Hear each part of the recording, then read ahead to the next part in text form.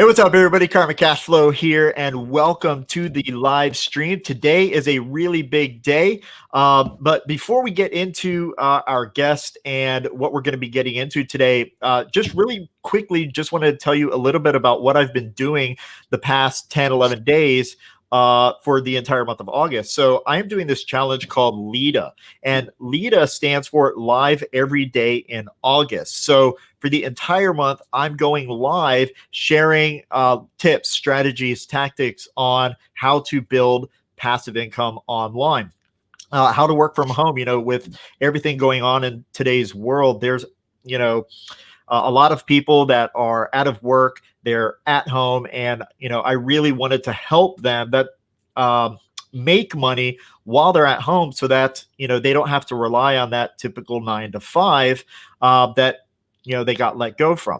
So I decided to do this LEDA challenge. And one of the things that came to mind was YouTube.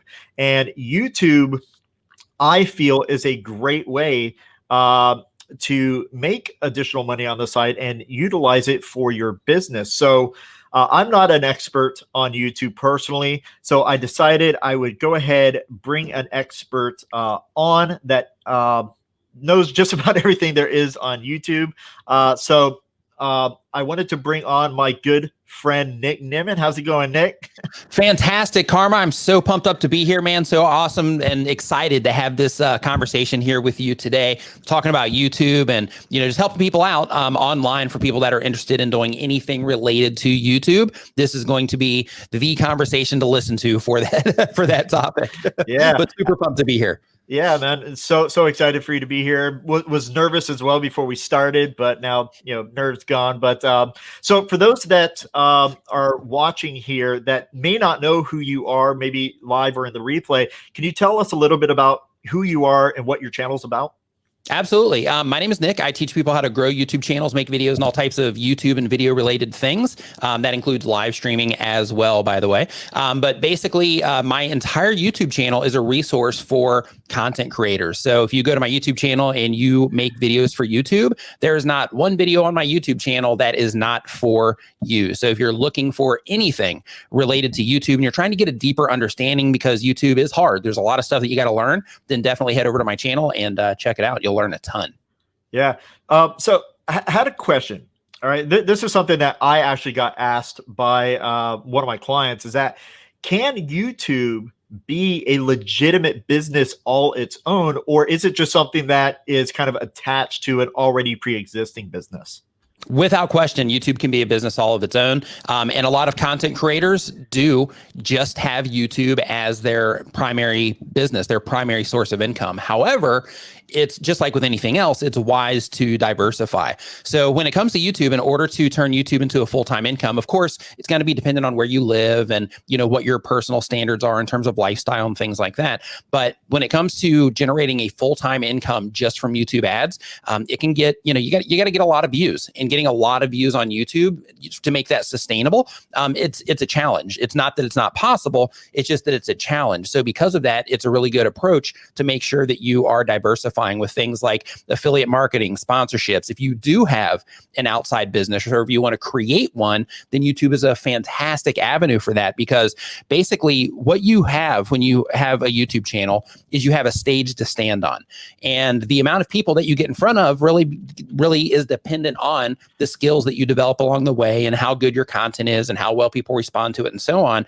But once you get that ball rolling and you start to uncover, when I make videos like this, people like them. When I make videos like this, people don't like them. And then you can lean on the stuff that people like. You can start bringing a lot of attention to yourself really fast. And you don't even have to have a big audience in order to turn your YouTube channel into a cash cow. So because of that, without question, YouTube as a standalone can be an income source, but the best way to maximize the opportunity that you have on YouTube is to diversify in as many ways as you possibly can based on the audience that you are in front of, and of course, whatever it is that you're trying to accomplish personally.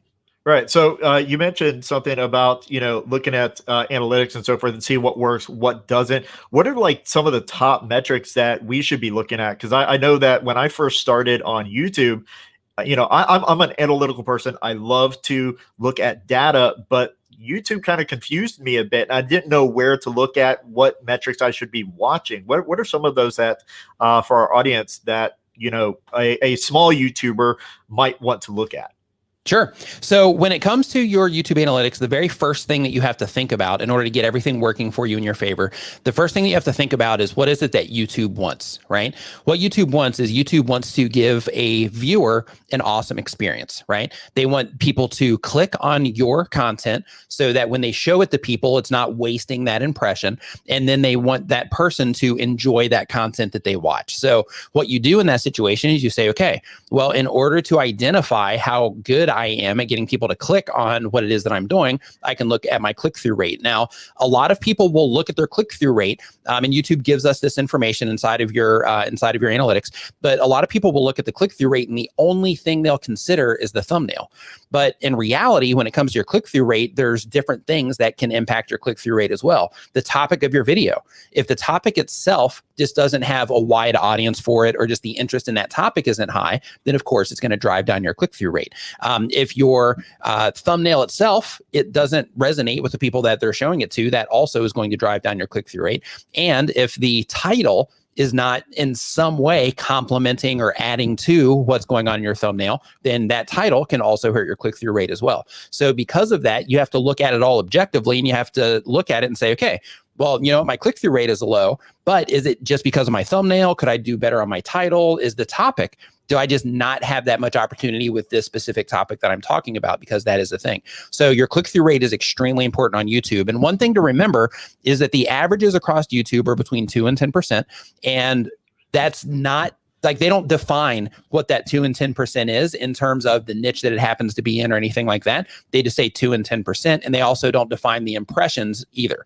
So what you have to do as a content creator is, as you're publishing videos, as you're getting data from the people that YouTube is showing your content to, and that's a really important part of it, as you're getting that data on how people are responding to your content, you have to start identifying what normal looks like on your channel so that you can know, hey, this video is at a normal, it's getting a normal response compared to what I normally get, or it's getting a lower response or a much higher response based on the amount of impressions that YouTube is giving it. Now, the next thing in that chain is you also have to think about that satisfactory thing that I mentioned earlier, in terms of how long people are watching your videos. Because if people are watching your videos for a longer period of time, they're clearly more satisfied with that content because they're sticking around.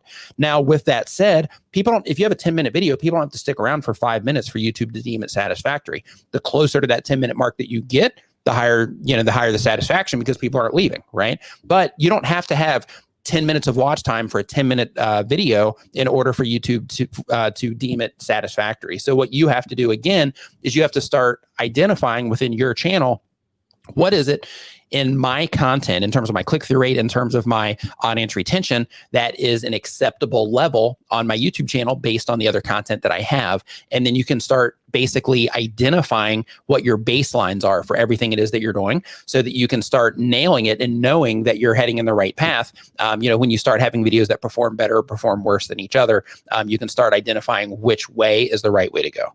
Right. So you mentioned about watch time. I've seen two different metrics on watch time. There is an actual percentage and then the actual watch minutes. Like, which should we be looking at? Should it be the watch minutes, percentage?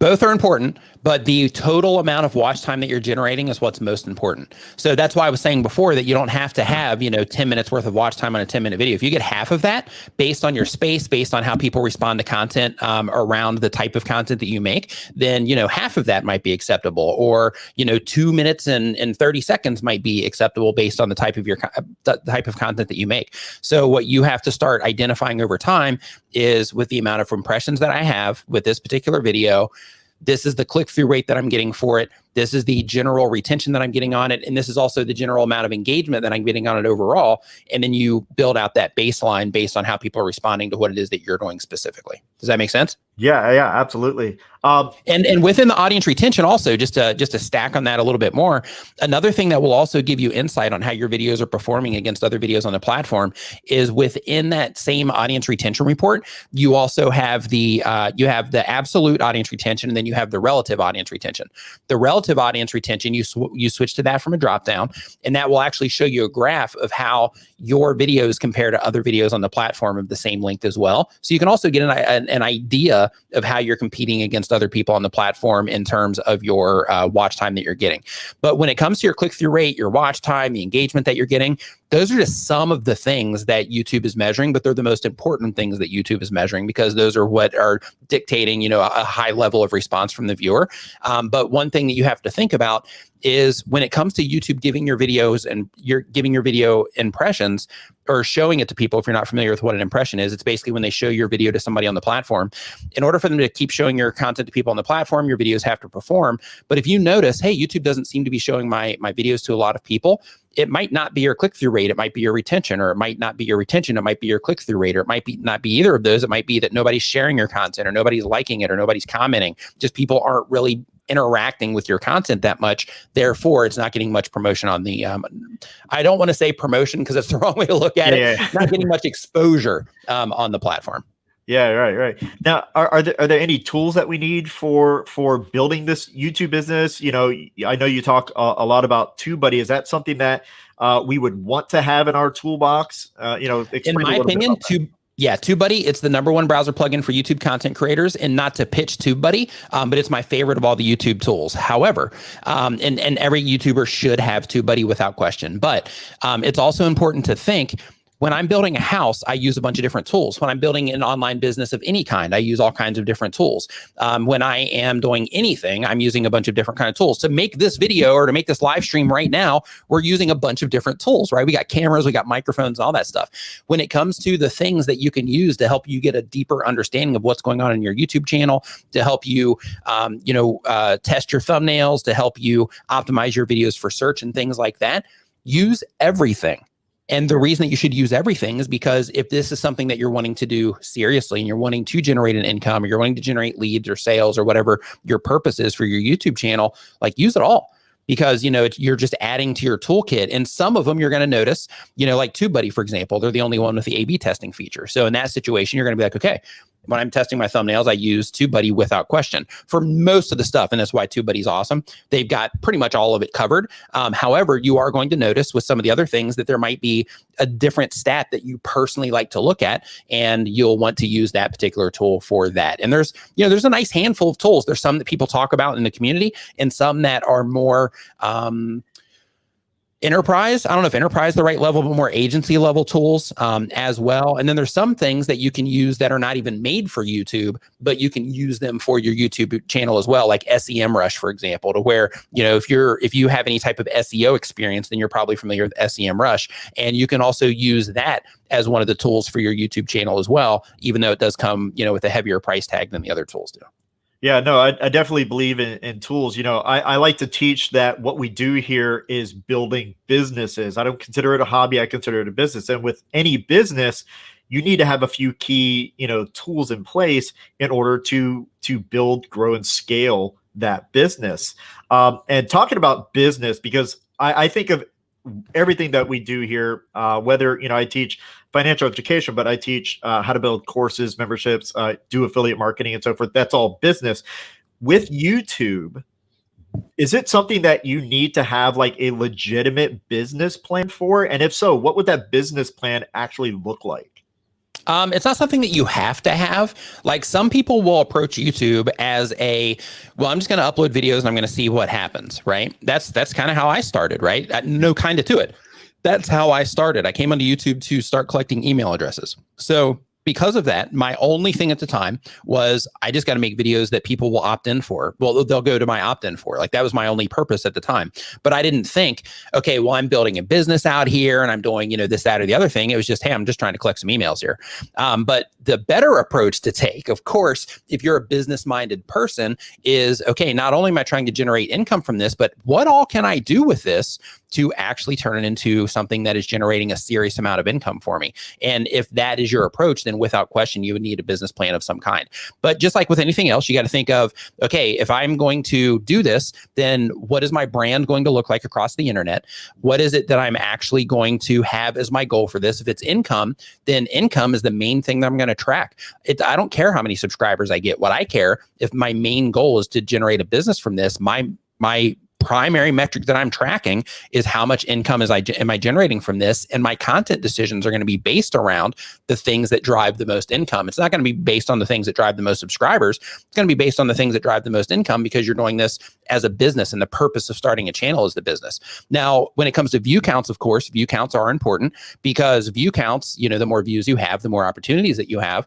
But if you have a large view count, but it's not the right audience that's going to convert into whatever it is that you are, selling or trying to bring attention to, then those views don't even matter either, right? That's why it's super important to where, if you're doing this as a business, you have to make sure that you're tracking the right things, which is the income that you are pulling in from your YouTube efforts or your internet efforts in general.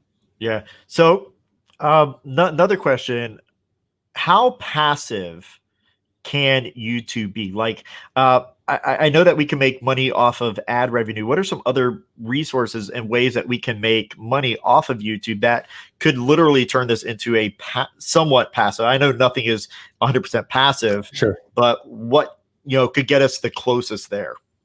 So when it comes to YouTube, the beauty of YouTube, when it comes to passive or slightly passive income, is that all you have to do is get a nice handful of videos ranked in YouTube search that are bringing attention to your business or something that you're selling, and a nice handful of videos that are ranked well in search, the high response videos that, they maintain those search rankings.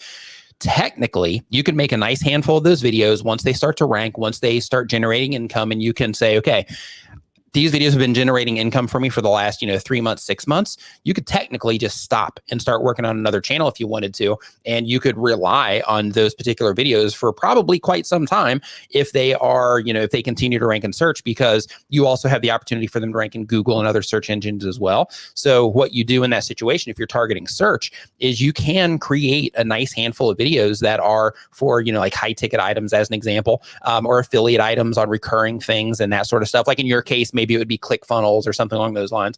And you could make a nice handful of those videos. And if they get positioned well in search, and you keep working it until you make videos that get positioned well in search. But once they do, those videos are going to stay there. Like I have another, until somebody comes along that that makes a better video. I have videos on another channel that I worked on. That channel, I think it's like 15,000 and some change subscribers right now.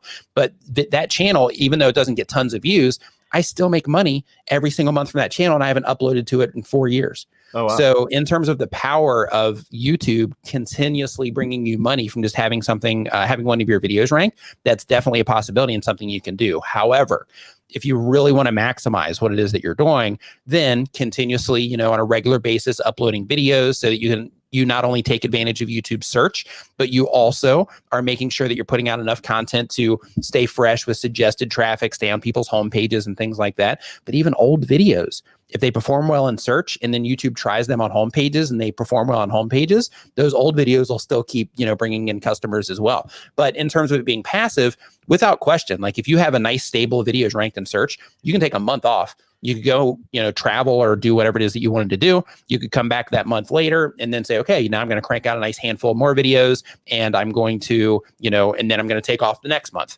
right? So then you could technically do that and just keep surging, every other month if you wanted to, or you could say, okay, I'm just going to upload a video every 2 weeks. All these videos are going to be ranked or targeted towards search. And then I'm just going to build out, 2 videos a month or 4 videos a month. And then I'm going to just publish them even while I'm on vacation, because YouTube has a scheduling feature and you can kind of build things out that way as well, to where you always have these videos going out. Now, the only downside with that is it doesn't give you the opportunity to really interact much if you're taking that approach in terms of comments and things like that. But it does make it extremely passive if you decide to, go down that route. The only work involved really is figuring out what affiliate offers you're going to promote, and then making the videos in order to, learning how to make videos that people respond to so that you can get them ranked in search. But then once you can, then you rank those videos in search, and then they basically turn into little income streams for every video that you're successful with that you're able to rank in search. Right. So yeah, you talk a lot about search. What are we talking about when we're specifically talking about search, and how do we gear a video towards search? Sure. So when it comes to search, basically what search is on YouTube, it's where people go up into the search box on YouTube and they start typing in something that they are interested in, something they're trying to learn, something they're trying to find, and they type in whatever keyword or whatever keyword phrase it is that they happen to be looking for. And when they do that, YouTube is going to show a search results page of videos that are matching that particular query. So in that situation, what you do is you target that query with whatever it is that your title happens to be on your video. So not just your title, but your description, what the video is about, your tags, the whole nine, so to speak, of what your content is about. You basically optimize your video for the term that you are trying to rank your video for. So when it comes to search, it's actually pretty easy. All you have to do is you just have to research, look around, try to find things that are a little bit less competitive, and you make videos topically that are about those things because, the video has to be about that. And then you make a good thumbnail for it, and then you put whatever phrase it is in your title, add a compelling element to it in terms of, let's say that it was how to bake a cake. I just like to use this example. But if it was how to bake a cake, then in that situation, it would be, how to bake a cake in under, 10 minutes, or how to bake a cake that is sugar-free and under 100 calories or whatever it happens to be for your compelling element. But the idea there is so that when people are looking for how to bake a cake, then they put that into YouTube search. The search results page comes up. Your video is there. It's what they just looked for in terms of the keyword phrase that was there. Because there's the algorithm side that people lean on, but you got to also lean on the human side because that's what really makes things happen on YouTube. But they just looked for, how to bake a cake. You are the first thing that pops up on how to bake a cake, or one of the, top 5 there on how to bake a cake. And then you have that compelling element that you put on the end in order to separate you from the other videos that are there and try to tap into the thing that people might care about when they're looking for how to make a cake. So when it comes to search, that's what I'm talking about. And when you're targeting search, the awesome thing about it is, yes, without question, you could make a video about how to bake a cake. And depending on how competitive it is, you might be able to rank for just how to bake a cake with the phrase how to bake a cake. However, if you make it more compelling in terms of the title to where how to bake a cake is a part of it, then the advantage that you're giving yourself once you add that compelling element is then you not only get to tap into YouTube search, but then you also get to tap into YouTube's recommendation features because people are more likely to respond to it there if you're adding something compelling. And what I mean by that is when you are targeting for search, in that particular case, it's like, hey, if somebody's looking for this, sure, it's a great fit. They just thought of this thing. They went up, they typed it in, and then there's my video. Fantastic. Great fit. As long as they respond, YouTube will keep showing my videos there.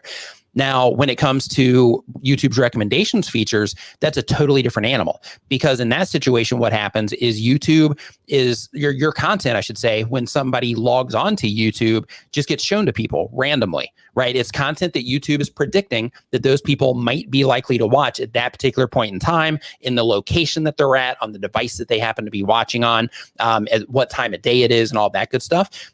They'll show that content to people, and your job as somebody that's uploading videos to YouTube is that you need to be able to take that search video and by adding that compelling element to the end of it or as part of your title and thumbnail combination as you put it together, then if you do that correctly, you've also made a piece of content that when it just shows up on a homepage, it's also compelling enough to get somebody to click on that as well, even though they didn't expect to watch your video when they logged into the platform. So there's the two different approaches there to where you can say, I'm targeting search or I'm targeting recommendation, or you can say, I'm just going to use this simple formula of including a keyword or a keyword phrase. However, I'm going to make sure that I'm being as compelling as possible and really thinking through what it is that I'm doing and how somebody might respond to what it is that I'm doing and the core of what it is that people are actually wanting to know when they are looking for the type of information or the type of content it is that I happen to be sharing, so that when it does happen to them on YouTube in terms of it shows up on a home page or next to another video, they're more likely to click on it and come in and watch it. And the more that happens and the more they enjoy your content after they click on it, then the more YouTube is going to keep showing it to people because you're proving time and time again when they're showing it to people on their home pages and other recommendation features, you're proving time and time again that people are responding to your content. And that's what YouTube cares about. They want people to enjoy the content on the platform, keep coming back to the platform, keep watching ads. That's what they want. So, so because of that, when you're titling your videos and you're putting your packaging together for your content, it's really important to think, I'm not necessarily just targeting one thing. That might be my primary target in terms of search, but I'm going to really think this through so that I can be as compelling as possible to possibly tap into some of this other traffic as well. Wow, dude. Mind blown. So you're telling me I don't have to drive paid advertising to my videos? I No. can just do it on search? Yep, absolutely. And that's the beauty of YouTube, because like, a lot of people think of YouTube as, only a search engine, which it is, but it's also a prediction engine. And it's also something that, as long as you can tap into it by framing what your video is about and making everything as compelling as humanly possible, you're giving yourself the opportunity to tap into YouTube search, to be recommended on homepages, to be recommended next to other videos on the platform, and also show up off of YouTube on textual search engines as well that show video results for the particular query that you're after. So all the way around, when you're uploading videos to YouTube and you are targeting search, as long as you do it in a compelling way, then you're giving yourself that extra edge for, to really kind of accelerate what it is that you're doing. Yeah. So someone like me, like I use paid ads for just about everything. Like every single one of my businesses, I've always used paid ads. And do you think that for someone like me, for a small YouTuber, like we should be doing paid ads, or do you just think, don't do paid ads? Because I actually talked to a couple of people and they were like, don't do paid ads, at all. Do everything, organically. What are your thoughts on that? Like, should I be doing paid ads? When it comes to paid ads, here are my thoughts. When it comes to paid ads, without question, it's a way to get traffic to what it is that you're doing. You're marketing, but that's all it is. You're marketing, right? When it comes to the paid ads. So having ads as part of what it is that you're doing on YouTube, if your YouTube channel is a business, it makes sense. However, if you're trying to grow the channel and you're trying to turn it into something to where, it's like, yeah, it's a business, but I also want to grow subscribers. I want to get known in this space and all this other good stuff. Then in that case, you're not just looking at the ROI on your ad spend because you have a lot of other things at play. So it's not just, how do I get people to my video and how do I get people to convert through that video that they're seeing? Because if you're using ads, that's the approach that you're taking. Just like if you're using ads on Facebook, the only difference is they're being hosted on a YouTube channel and not on Facebook, right? So you're looking at the conversion on your ad, not necessarily I'm trying to grow my channel with the ad. Now, I personally recommend that YouTube creators that are on the platform for the sake of, growing a YouTube channel, I recommend that when they first start out, they absolutely in no way even experiment with running ads, because one, most people don't know what they're doing. Two, if you can't get an organic response on YouTube, and what I mean by that is when your video happens to somebody on the homepage, when they just log in and YouTube shows it to them, like I was just talking about in terms of, the different targeting, if you can't get people to click on your videos and watch them when they're in search, and you can't get people to click and watch your videos when they're being suggested to them next to other videos, you can't get people to click on your videos and watch them when they're showing up in their subscription feed, you can't get people to click and watch your videos when they're showing up on their homepages. Well, guess what? You can spend hundreds of thousands of dollars on your ad campaign to bring tons of attention to your YouTube channel. You'll get all these subscribers from all these people that just hit the button just based on the numbers. And then what happens is, as soon as you turn off that faucet of ad money, your channel just dies because you haven't went through the process in that situation of learning how to get people to respond organically. And that means that all those people that came in from that video that you push the ads on, or that handful of videos that you push the ads on, sure, they came in, they subscribed, they even gave that indicator that, hey, I might even be interested in this. But you haven't developed the skill yet or the understanding yet of your audience to be able to convince them to click on what it is that you're uploading. And because of that, YouTube is going to show your content to those people, right? To some of those people that recently interacted with your channel. Guess what? If you haven't developed that skill to get them to click, a lot of people aren't going to click on it. Therefore, the performance of those videos is going to suffer. And then YouTube is not going to keep showing your videos to, the rest of the people that you paid hundreds of thousands or tens of thousands or thousands of dollars to get your content in front of. So the last thing that you want to do when you're first getting started, if you don't know, if you don't know what you're doing, the last thing you want to do when you're first getting started is to spend a bunch of money on ads to inflate your numbers, because what you're doing in that situation is you're inflating your numbers for people that are not going to respond to your content if you haven't learned how to get an organic response yet. So it's kind of like, let's say that you're learning to play basketball. You can't just, hop into the NBA and then all of a sudden you're just like dunking on people, right? Like you got to start with like, okay, I got to do this free throw, 50,000, 100,000 times just to make sure that I can hit it. Probably more than that. I don't know. I'm not a professional basketball player, but you gotta keep, tossing that ball in the, from the free throw Man, it's a tongue twister from the free throw line. You got to keep tossing it, in there so that you can develop your skill and understanding of that shot so that your body, kind of flows through that shot naturally. When you're dunking, same exact thing. You're not, most people aren't going to dunk on that first shot. You got to develop your leg muscles. You got to develop the right place to jump when you're coming at it from all these different angles. Same with layups, right? You got to hit it from a different angle and you got to take a different approach and you got to develop each of those approaches as you're going through it. YouTube's the same exact way to where, you're just going through the process. When you're first getting started, you're going through the process of developing all these skills and you can't really shortcut it. Now, if you know what you're doing, like in my case, if I were to start a channel today and I were to start running ads on that channel, I'm confident in my ability. I still wouldn't do it right out of the gate because I need to make sure that the people that I'm trying to target with the new channel would be people that would make sense for my content to make sure that I can get them to respond. But I would be able to do that relatively fast. And then once I did that, if I wanted to spend a bunch of money on ads to inflate the numbers because I knew that I'd be able to get those people to click,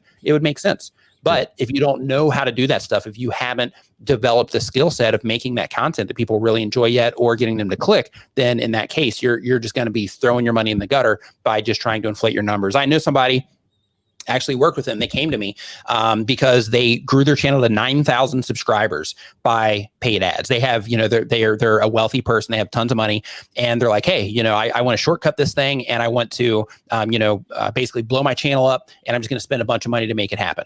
And they did. And they blew it up to 9,000 subscribers. But unfortunately, what I'm talking to you about right now in terms of that faucet shutting off, that's exactly what happened. And they came to me and they're like, man, I don't know what happened. I stopped spending ads and now nobody's watching my videos.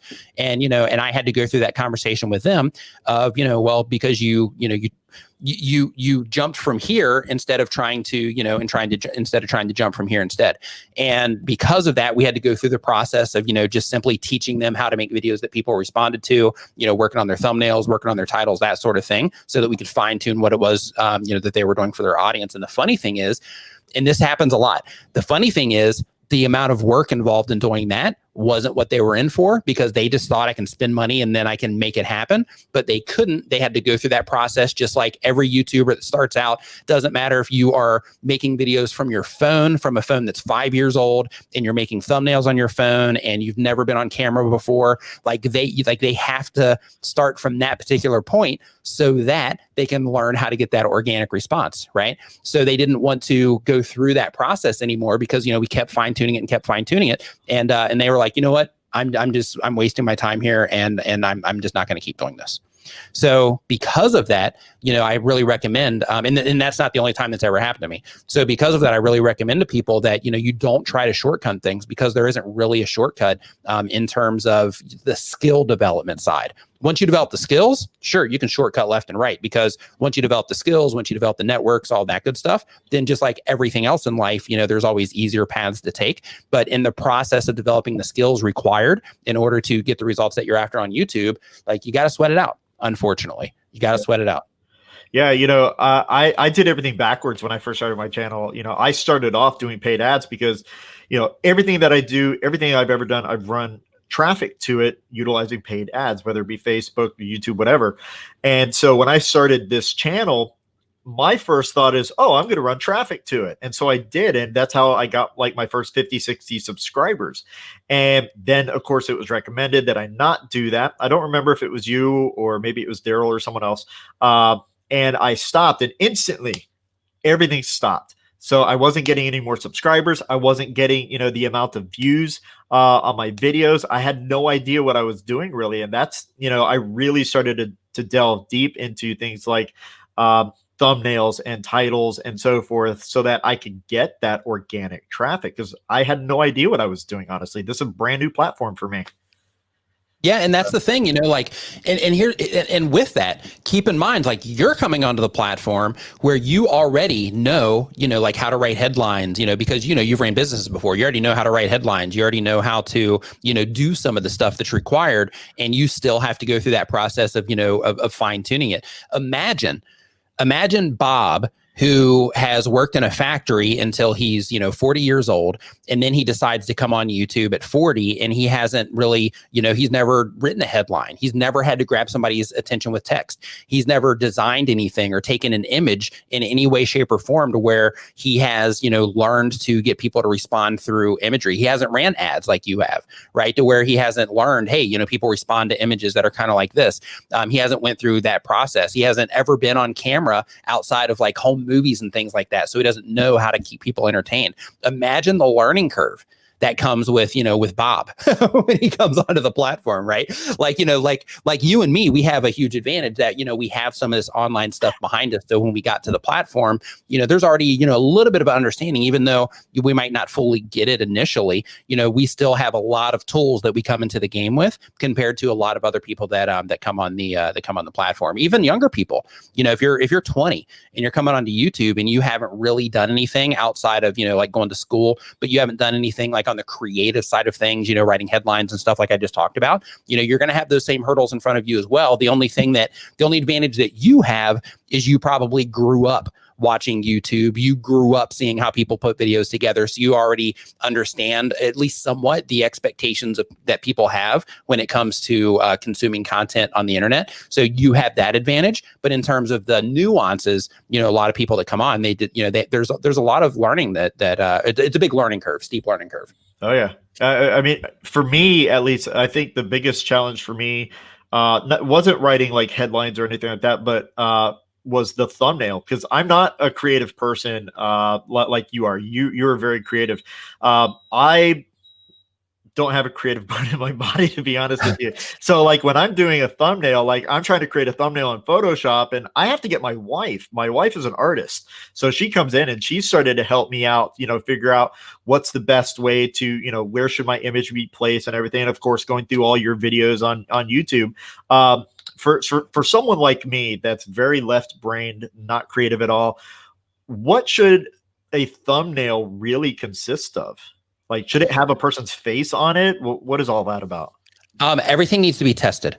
So, if we take the basketball concept again, you got to try that 3-throw shot from all over the that 3-pointer. That's the easier way to say it. You gotta try that 3-pointer from all over the court, right? And you just keep testing, and you kind of find out where your sweet spots are, and then you try to develop everything else that isn't a sweet spot. But when it comes to thumbnails, you have to test it against the people that YouTube is showing your content to. So there's been studies done, lots of them, that have shown that people respond to faces typically more on YouTube than non-faces.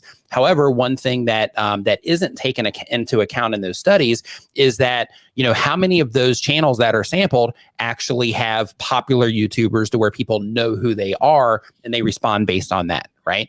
And then there's other things to where it's important to think about, like, okay, if you're looking for tech content, and I just like to use tech as an example because it's such an obvious one. Like if you're making tech content and you're not a known person yet, then in that situation, you might want to just focus on the tech, because that's what the person that you're trying to reach cares about. They don't know who you are yet. And in addition to that, even when people do know who you are, like I've got 30 million views on my channel, right? I've got 650 something thousand subscribers. However, I still have 66% of my audience that are new. They haven't seen my content before, right? They come in, they're new viewers. They haven't seen my content before. So when I have my face in my thumbnails, that's typically because I want them to keep seeing my face so that hopefully they'll end up clicking on it. Kind of like the idea when you're running ads, how the more people are exposed to your ad, then the more likely they are to, at least come in and give it a shot or whatever. Similar idea with my face. However, some of my thumbnails, they don't land. So because of that, I'll test my thumbnails, with faces, without faces, and things like that. I've even narrowed it down to a nice handful of expressions that I use continually, because I've proven through testing that those get a better response than some of the other expressions that I use. So when it comes to what it is that you're doing with your thumbnails, everybody should test it. And you can use TubeBuddy for this, but everybody should test it. And when you test it, you test your colors, test using text or not using text, test zooming in versus zooming out. So for example, like when it comes to the imagery in your phone or your thumbnail, if you think like, hey, I'm making a video about this iPhone, right? So a lot of people will do something like this to where they'll put it, back here, and this would be the whole thing. So it'd be like, hey, this is the new iPhone. But if you're trying to grab somebody's attention who's looking for information on an iPhone, you want them to see this, right?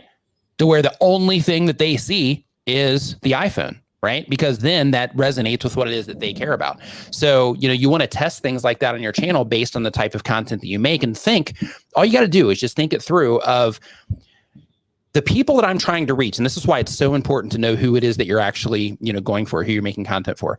The people that I'm trying to reach, what will make the most sense to them when I publish this video in terms of my thumbnail and title combination, because you always want to think of them together because they work as a package. But you want to think, okay, with the people that I'm trying to reach, what makes the most sense to them? If they're consuming baseball content and I have a baseball channel, then I need to make sure that even if I'm talking about baseball from behind my desk, and I'm not on a baseball field, I'm not wearing cleats or anything like that, I'm just talking about baseball, just like I'm talking to you right now. In my thumbnail, I'm going to have baseball imagery or something that is symbolic of baseball, because YouTube is going to identify that particular user is consuming content on baseball. Therefore, they're going to sample your channel and they're going to say, hey, this particular user is watching content on baseball. They watch all these other channels that some of your viewers also watch these channels as well. We think this person might be a good fit. Their system thinks that your this video might be a good fit for them. So what they're going to do is they're going to show that video next to another baseball related video, or just another video somewhere on the platform, or next to another video on the platform that's going to show up in the recommended section for somebody that's been watching baseball content because they think that yours might be a good fit. Well, guess what? If it's just you sitting behind a desk, then you're not going to visually grab their attention instantly. The only way that you're going to grab their attention in that case is if they happen to look at your title. However, if you, and you clearly say in your title it's about basketball, if it's like, I can't believe this happened, and you're sitting there at a desk, you're not getting the click. But if your thumbnail has baseball imagery in it, then right out of the gate, you've grabbed their attention with your thumbnail, and they can identify that your video is about something that they care about, which is baseball. And then you have something in your title that also, I call it an audience identifier, but it's also something that lets them know that it's for them as well, to where maybe you mention baseball or a team, something like that. Then in that situation, what you've done is you've let them know that your video is for them, and then they're going to make the choice topically on if they care about that video or not, or they're just going to not even think about it. They're just going to comprehend that moment, and they're going to be like, oh, thumbnail baseball looks interesting, clicking on it. Right. Yeah. So when it comes to your thumbnails and your titles, it's really important to really think of who it is that you're trying to reach with them, because if you don't know who it is that you're trying to reach with the content that you're making, then you're not going to be able to make the right decisions. It's going to help you get in front of more of them. If you know who it is that you're trying to reach with your content, then it's important that you use the imagery and the language of that particular audience so that you can make sure that you're getting in front of that particular audience so that they can identify that your content's for them. If you look at my channel as an example, almost every single one of my titles and or my thumbnails either has a play button in it, it has the word YouTube in it, or it has the word YouTuber in it. Sometimes I'll just use you. Also, now that my channel's gotten bigger, sometimes I'll just use you. But even in that case, I'll say things like, how you can make better videos, because then that's still targeting towards YouTubers, right? So I'll still use language in my titles to where a YouTuber can still identify that my content's for them as well. So it's really important just to make sure that you first think of, who am I making content for? What type of things? Go on Adobe Stock and literally look, okay, if I make cooking content, if I make content about low carb recipes, go to Adobe Stock or Google Images, low carb recipes. See the things that people are representing low carb recipes with. If you make baseball content, go and start looking around for baseball imagery. Look at all the other baseball channels, see the imagery that they're using. If you make entrepreneurship content, go and start looking for entrepreneurship books and magazines, because what they've done is they've tested a lot of that stuff. So therefore, they're using imagery that makes sense to people in that particular space, and you can use that as inspiration for what it is that you're doing as well. So, it's really important just to think, who am I after? What's the imagery that they can identify this particular video with, and how can I kind of frame this up and use the right language in order to get them to respond to what it is that I'm doing? Yeah, your thumbnails are super consistent. When I first found you a long time ago, I don't remember what I actually searched, but the first 6 videos were all you. And it was crazy. I was like, wow, this guy's everywhere. And everything was so super consistent. I was like, dude, I have to click on this guy's, video and watch it. And then, of course, at that point, I just started binge watching to like 3 o'clock in the morning. All right. For the win. Yeah. Thank you. I mean, everything, like, your message was so direct and concise, and it was exactly what I was looking for. when you are doing your thumbnails, do you, I'm sure now you don't, but have you ever, like, you create your thumbnail, do you ever show it to anybody to get any type of critique on it? Is that something that I should be doing as well? In my particular case, if I am having troubles with text, because typically I'll use my face, possibly like an off image, like, you know, an audience retention report image or something like that. But typically it's my face. And then I have like this branded type of text that I use in a majority of my thumbnails, with just a little variation in that as well. But typically if I reach out for help, it'll be a clarity thing, to where it's like, hey, you know, this is what I have in the text, and this is what I have in the text I have in the thumbnail. This is the title of the video. Is this like crystal clear? And that's the kind of thing that I'll be going for, because I know how to get my audience to click. So for me, it's more about clarity and just confirming that what I'm doing is clear. Now, with that said, you know, one of the things that prevents me from needing to do that in a lot of cases most cases is that I'll write a bunch of different titles. And when I write those titles, I'll do a little bar. And then after I write the title, it'll be title, bar, and then it'll be the words that I'm going to have in my thumbnail. And by doing that, what I do is I'll write out, you know, sometimes 10 if I happen to nail it, by my opinion. Sometimes it'll be, you know, 20, sometimes it'll be up to 50, to where I just sit there and I just keep writing titles, and I try to make them shorter, more concise, more clear. And I look at the title and I look at the text I'm going to use in my thumbnail for how they actually, you know, complement or work together, so that I can make sure that whatever version that I'm using, it's not just, hey, I think people will respond to this one title that I'm writing. It's how can I write a bunch of titles, or not how can I write a bunch of titles so that I can just fine tune it. And the funny thing is that original title might have been good, but by the time I get down, you know, 10 in, 15 in, whatever it happens to be, like that title, it's gotten shorter, it's gotten more concise, maybe a word's moved to the front instead of it being in the back, you know, little details like that end up, you know, making the framework of a really good title. Yeah. Do you ever change your stuff? Like once you put it out there, do you ever like change your titling? I know you split test your thumbnails and everything. Like, how long should I wait once a video goes live? Do I start, you know, split testing things? I recommend that you wait and you do the split testing on older content. So the reason for that is because here's the process that I recommend. I recommend that you write a bunch of titles first. Maybe you make a handful of thumbnails even first, until you decide this one's the best one that represents who it is that I'm trying to reach and what this video is about. And you look at the two and how they're going to work together. I would use this thumbnail with this title. It's more work, but I recommend that you do it anyway. But do that first and then commit to it. And the reason it's important to commit to it is because if you have an understanding of your audience and you develop that understanding of like, what do they really care about? Like when they're looking for information on this content, or when they're watching other videos on what it is that I make videos about, like what is it that they're thinking when they're watching those other videos? What are struggles that they're having? What are things that I can do to ease those struggles, or to just use that as something that I can leverage to bring more attention to my particular video, right? So, you know, when you're doing that, you want to put all that stuff together first. But then after that, commit to it, publish the video, and then wait like 3 months, maybe even 6 months, depending on how good or bad the video is doing. And the reason for that is because sometimes you can publish a video and that video might not do great in that first, you know, 7 days, 48 hours, 30 days. But then you'll notice, you know, 60, 90 days later, all of a sudden, this video is starting to take off. Where before it might have been getting 5 views a day or 10 views a day. Now YouTube has identified the right audience for that particular video. Every time not every time, but when they put it in front of them, they're often clicking on it. They're coming in, they're enjoying the content. So YouTube identifies, bingo, we've got it. We figured out who this particular audience is. So let's keep testing against more people like this. And then those people keep responding to it. And then that video can come back to life based on it being dormant, so to speak, for a period of time. So what you want to look for is after that, you know, 3 or 6 month period, you want to look and you want to say, okay, am I getting views at all?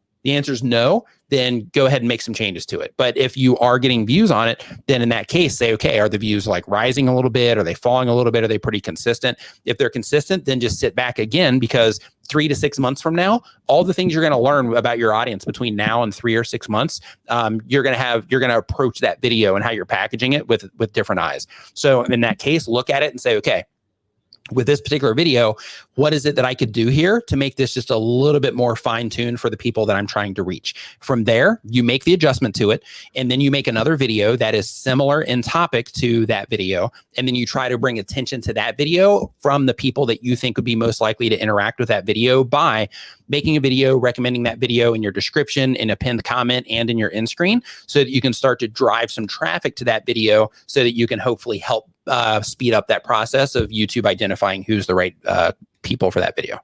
Dude, this is such great information. If you could sum up everything into like maybe 3 tips for someone that has a small channel to gain, as much momentum as they could, what would that be? Just like know your audience, know who it is that you're making content for. Really think it through. Know who it is that you're making your content for. It's so important, because when you know who you're making your content for, you can properly target everything that you're putting out. You can use the language in terms of your titles or any words that you put in your thumbnail. The imagery that you're putting out is going to resonate with them. The topics that you choose to make videos about are also going to resonate with those people the most. Know who it is that you're making content for. That's super important. 2, know why it is that you're making. Now, if you're just coming onto YouTube and you're like, hey, I'm just putting out some videos, I don't really care, I just have fun making videos, then it's a totally different approach. But if you're like, hey, I'm trying to like make this thing work, or I'm going to make this thing work, who is it you're making content for? What is it that you actually want? And technically, you should even do those backwards, because when you know who it is, or when you know what it is that you want, that can also help define the audience that you need to make content for, right? But basically those 2 things, and then spend tons of time learning your analytics. There's a lot of information. It's overwhelming. It can be overwhelming. Sometimes it can even be confusing. However, the amount of time that you spend in there trying to get an understanding of how your audience is responding to what it is that you're doing, and that will also be the roadmap for future content that you need to make on your channel. Because inside of your analytics, you're going to notice, based on the goals that you have, you're going to notice that these particular types of videos drive more views. When I use these words in my titles, they get clicked on more. When I do imagery like this in my thumbnails, they get clicked on more than others. When people watch my videos, the audience retention reports that we were talking about earlier, when they're watching, at this point in the video, when I'm doing these particular things, they tend to leave more. And when I do these particular things, adding graphics or adding music or not having music or graphics, then people tend to respond more by watching the video for a longer period of time, test different calls to action, things like that. But you can use your stats to be able to identify the things that work and don't. So know what it is that you want, know who it is that you're making your content for, and learn your analytics, because your analytics is going to be your roadmap. That's why it's there. Yeah. It's going to be your roadmap on the right choices to make in order to be able to tap into the potential that you have, or the opportunities that you have on YouTube. Dude, love it. For me, when I first started looking at the YouTube analytics, I had no idea what I was looking at. And it's funny because like I read analytical data like every day, all day long. And when I got into the YouTube dashboard, I was like, what is all this? And, I didn't realize, the graph, my graph was like looking like a hockey stick. Like I had no idea what that meant, or, what I should be doing about it, or anything. And, I was watching your videos, and you teach a lot about reading analytics, and I love that. Is that a big part of what you do, is looking at your analytics? How much time do you spend on that?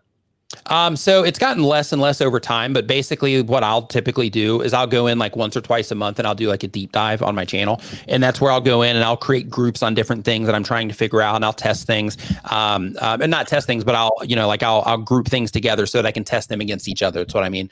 But I'll do that, and I'll go in and I'll just see the videos that are performing over the last 90 days, and the last 28 days compared to the videos that I put out recently, or the videos that I put out in the past. And that kind of helps me make the right choices on the content that I should put out next. Because just as another little side tip, like when you are looking at your analytics and you're seeing the content that's performing right now on your channel, doesn't matter when you published it, it's just what's performing right now. Like that's the stuff that's growing your channel. So because of that, like that's bringing people in. So you got to make sure that content that's performing now on your channel, if you want that momentum, you have to lean into that content that's performing in terms of making more content like it, because that's the stuff that the people that are coming into your channel right now are interested in. So because of that, I'll look into, that area a lot as well. But I'll also go and I'll double check in on my click-through rate, and I'll look for little things in my audience retention as well, just to see if there's any holes that I can patch. But like I said before, like with my audience retention, even though this is something that I do, like professionally, even with my audience retention, I have some videos to where I nail it and I'll get like a, 70% or close to 70, which with the view counts that I get, like that's pretty hard to maintain. And then I'll have other ones to where, you know, I suck and I'll be like, that video just didn't land. You know, I got like a 40% audience retention on that particular one. So, you know, so I just want everybody to understand that as a content creator, somebody that's uploading videos to YouTube, if you identify as a content creator or not, if you're uploading videos to YouTube, you know, just understand that, you know, some of your videos, you might be able to nail it. Other ones, not so much. But the goal is every single video that you publish, try to make it better than the next and try to get that response a little bit better than the one that you did before. Yeah, I've noticed on my channel recently, probably over the past 3 or 4 weeks, that I actually have some very old videos that, you know, 2 years old on this channel that are like #1 and 2 that people are just watching. And so, you know, due to your advice, you know, I've gone ahead and leaned in and actually recently shot a couple of videos that are very similar because they're, you know, tutorial type videos, exactly how to dive into a particular type of software. One of them is Infusionsoft, and I don't even use Infusionsoft anymore, but it's kind of what people are wanting. So I was like, well, let me shoot a few, you know, videos because I'm getting most of my subscribers and most of my views from those old videos. So, yeah, and with that, like in your case, like that, an added bonus is you can also promote Infusionsoft as well. So you're winning all the way across the board. Yeah. Situation, yeah. Are there any like smaller YouTubers that you see that are doing all the right stuff that you think are just going to explode here soon? It's not necessarily that I look at channels and I think that they're going to explode. My thing, like the reason I don't take that approach is because, you know, sometimes people can be nailing it for a little bit and then they make a couple of wrong decisions and they start driving themselves down the wrong road. So I don't try to like really predict like, hey, this person's going to blow up. But I do see a lot of channels that to where I look at them and I'm like, okay, they're doing all this stuff. So it's just a matter of fine tuning, but they'll do fine if they just hold it out, right? If they just maintain what it is that they're doing and they just fine tune a little bit, then they'll be, you know, they'll end up succeeding on YouTube or being able to generate, you know, some type of view counts or followings or whatever it happens to be from their YouTube channel. So I do see a lot of that. In terms of like name dropping, I don't have anything off the top of my head, but in terms of, you know, seeing that a lot, absolutely. Yeah, I think a lot of it just comes down to consistency, you know, doing what you set out to do consistently over and over. You know, I tell people, you know, that's kind of the key of making a lot of money. I've made a lot of money in my life, and it was just doing the same thing over and over every single day, day in, day out. So as someone online that teaches YouTube, is there like a course that you have that people can go check out? Where can people find you online? Right now, if you go to 𝐋𝐞𝐿 at the very top, I have a course that's coming out really soon. At the very top of that, there's a little option there in the navigation that says course. If you click on that, then you can actually hop on the email list for that, and you can be notified as soon as it launches. In terms of the other things that I'm involved with, my podcast, my web store, things like that, you can find all of that on 𝐋𝐞𝐿.com. Yeah, you got a terrific podcast. I'm a huge podcast junkie. I probably listen to like 9 to 15 different shows every day. I always have my headset. This is my headset. I always have my headset in my ear. My wife will tell you like she hates it. And I'm always listening to a podcast. And like I listen to yours, like even ones that I've heard before, I still go back and listen to them because it's all great info. And I listen to you between typically between 6 o'clock and 8 o'clock in the morning, and you got some really epic content, man. Like, thank you. I appreciate it. I'm glad that you're finding value in it. I'm actually in the process right now. I'm experimenting since I'm doing this setup and it's a little bit more fluid and I'm still fine tuning it. But I'm actually, yesterday was the first one that I recorded that I'm also experimenting with recording a video version as well. So that might be available on YouTube soon, but I'm not 100% sure yet. It just depends on the, you know, the workflow and how to get it all together. But I'm experimenting with also doing a video version of the podcast as well. Yeah, that's my wife up on the screen. Create with Ben Leinstead. It says, "Yeah, because I can't talk to you," because I'm always listening to a podcast or to, you know, a YouTube channel or something like that. So before we get off, I'd like to just really quick ask you a couple of rapid fire style questions, just kind of get to know you a little bit better and so forth. You know, just whatever falls off the top of your head. Is that cool? Yeah, sure, absolutely. All right. So, number 1, favorite food of all time?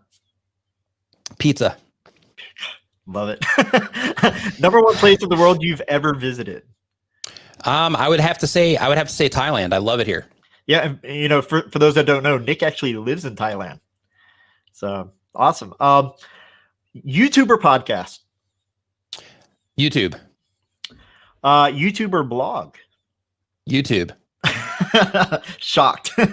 Yeah, I know, right?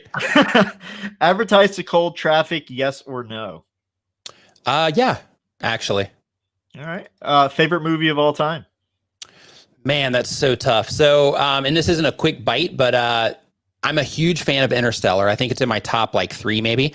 And we just had it here recently. I haven't been to a movie since the whole lockdown thing started. And, you know, we're okay now. We don't have any active cases in the country or anything like that. But I just went to the first movie literally yesterday since, you know, everything started blur in IMAX. So they're replaying it in IMAX. And I was like, oh my gosh, it's out. So we went and watched it in IMAX. And oh man, it's just, I love it. Like I love Interstellar so much that I'll even drive around listening to the soundtrack. Like I love Interstellar, but I'm not sure if it's my favorite, but probably it's at least in the top like 3 to 5. Awesome. What's your favorite quote from the movie? I don't know. Yeah, I don't know the answer to that one. Yeah, I'm not sure. All right. I don't have like a special quote from it. I just love the whole story. Nice. Yeah, it's a great movie. What is what is one of the top things that you would put on your bucket list? On my bucket list. Yeah. I've done a lot of my bucket list. But I need to expand it now. What would be the top thing on my bucket list? Man, I don't know on that one either. That's bucket okay. list. Yeah, I'm not sure. Yeah, you're gonna give me stuff to explore here. This is good. That's good. Yeah, I mean, these are questions that I ask myself. So, number one person you most admire in any field? That I most admire, I'd say my brother, because I know that sounds corny, but I just get a lot of inspiration from him, and he always has like a really good perspective on things. And sometimes like when I am when I'm, you know, thinking about something in one way, like he'll come in with just like a splinter right in the whole situation that will make me, you know, think about something in another way or consider other things. So he's been very instrumental, if that's the right word, in just helping me open up my mind and look at things, the world, and just situations in a totally different light. So because of that, as corny as it sounds, I'm going to lean on my brother. Dude, no, that's awesome. That's like, you know, I've got a brother and sister that we're not close, and I would love to say something like that. Well, thanks for being here with me, Nick. I really, really appreciate it. Thanks for having me on, man. This has been awesome. Yeah, been awesome. We should definitely do it again sometime. Absolutely. Just so much stuff. You know, I'm just kind of reeling from all this information. But I hope everybody watching this has enjoyed. Really appreciate you all being here with us today. And we will see you all tomorrow. So take care, guys. Peace.